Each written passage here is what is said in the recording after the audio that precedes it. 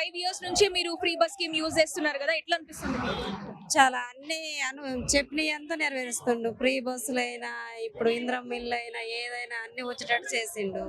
But ground లెవెల్లో free bus అని అంటే అందరికి కొంచెం నెగటివ్ ఒపీనియన్ ఉంది కదా, దాని మీద మీ ఒపీనియన్ ఏంది? ఎందుకంటే ఇప్పుడు మేము పల్లెటూరులో ఉంటున్నాం. పల్లెటూరులో ఉన్న వాళ్ళకి చేను పనులు వ్యవసాయం పనులు అవి సరిపోతున్నాయి. సిటీలో ఉండేటోళ్ళకంటే కొంచెం కుదురుద్ది, పల్లెటూరు ఉండే వాళ్ళకి కుదరదు అన్నట్టు ఆ ఉద్దేశంతో కొంతమంది అట్లా ఉంటుంది. ఇక్కడ మహిళా వారోత్సవాలు జరుగుతున్నాయి.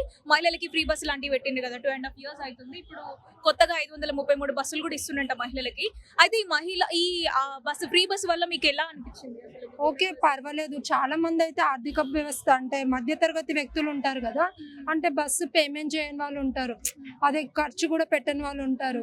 వాళ్ళకైతే పర్వాలేదు. అలా మీకు అది కలిసి వచ్చిందంటారా? కలిసి వచ్చిందండి. అండ్ ఇంకా అంటే ఫ్రీ బస్ అయితే పెట్టిండ్రు, ఇంకా ఎలాంటి సౌకర్యాలు ఉంటే బాగుంటదని అనుకుంటున్నారు? అంటే వృద్ధులు ఉన్నారు కదా, వృద్ధులకు కూడా కొంచెం ఫ్రీ సౌకర్యం కలిగిస్తే బాగుంటదని. వృద్ధులకి, మాది ఎంగేజ్ వాళ్ళకి కాదు కానీ వృద్ధులకి.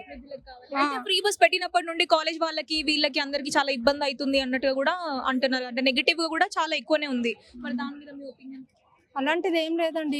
ఇప్పుడు కాలేజ్ వాళ్ళు కూడా చాలా మంది పే చేస్తలేదు. ఇంట్లో మమ్మీ డాడీ కూడా ఈ కాలేజ్ ఫీజు, అది బస్సు ఫీజు కట్టాలి, అది కట్టాలని చెప్పేసి కూడా మానేపిస్తున్నారు. ఈ ఫ్రీ బస్ వల్ల చాలా ఉపయోగకరంగానే ఉంది. అంటే చాలా మంది డబ్బులు ఉన్న వాళ్ళు, గవర్నమెంట్ జాబ్ ఉన్న వాళ్ళు, మంచి బిజినెస్ చేసుకునే వాళ్ళు కూడా బస్సులలో తిరుగుతున్నారు అని కూడా నెగటివ్ అవుతుంది కదా. నెగటివ్ తిరుగుతున్నారనా? అలాంటిది ఏం లేదండి. ఇప్పుడు అంతా పేరెంట్స్ కూడా చాలా కేర్ తీసుకుంటున్నారు.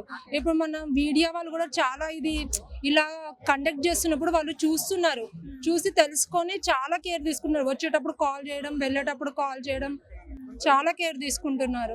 ఇంకా మీరు ఇప్పుడు ఈ సభకి సంబంధించి రేవంత్ రెడ్డి గారికి ఇంకా ఎలాంటి సౌకర్యాలు కావాలని అడగాలనుకుంటున్నారు? ఒకవేళ మీకు అవకాశం వస్తే ఇంకేమేమి కావాలి? అంటే వృద్ధులకేమో ఫ్రీ సౌకర్యం కలిగించాలని, ఇప్పుడు మనలాంటి టెలికాలింగ్ డిపార్ట్మెంట్కి శాలరీ పెంచాలని. ఇప్పుడు చాలా మటుకు అయితే అన్నీ ఎక్కువగా ఉన్నాయి కదా, ఛార్జెస్ అన్నీ ఎక్కువగా ఉన్నాయి. అవన్నీ బదులు మనం చేస్తున్న ఉద్యోగాలకి కొంచెం వేతనం పెంచాలని. మహిళలకు వేతనం పెంచితే వాళ్ళు మంచిగా చూసుకుంటారు. చిల్డ్రన్స్కి అక్కడ ఇక్కడ తీసుకెళ్ళడానికి అన్నిటికీ కూడా తీసుకెళ్తారనమాట. ఇంకా ఇప్పుడు స్కీమ్స్ ఉన్నాయి కదా, చాలానే స్కీమ్స్ వచ్చినాయి, గవర్నమెంట్ స్కీమ్స్. అవన్నీ మంచిగానే అమలు అవుతున్నాయి అంటారా? మంచిగానే అమలు అవుతున్నాయండి. అవి పెట్టడం వల్ల కూడా చాలా మంది ఉత్సాహకరంగా పార్టిసిపేట్ చేస్తున్నారు. అండ్ బాగా అది ప్రోత్సాహం అండ్ డెవలప్మెంట్ జరుగుతుంది, అభివృద్ధి చెందుతున్నారు. ఫ్రీ బస్ పెట్టి 2.5 సంవత్సరాలు అవుతుంది. మీ ఇంట్లో ఆడవాళ్ళు ఎట్లా వాడుతున్నారు ఫ్రీ బస్ ని? మంచిగా వాడతారు. అంటే దానివల్ల మీకు ఏమైనా లాభం అయిందా?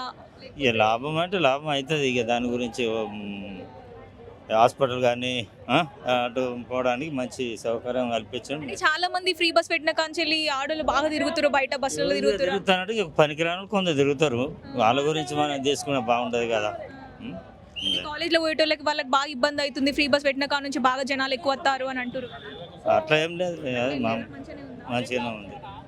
మీరు ఇప్పుడు మీకు రేవంత్ రెడ్డి తోటి మాట్లాడే అవకాశం ఇస్తే ఏం అడుగుతారు? ఏం కావాలి ఇంకా సౌకర్యాలు, ఇంకేం ఇంప్లిమెంట్ చేయాలి?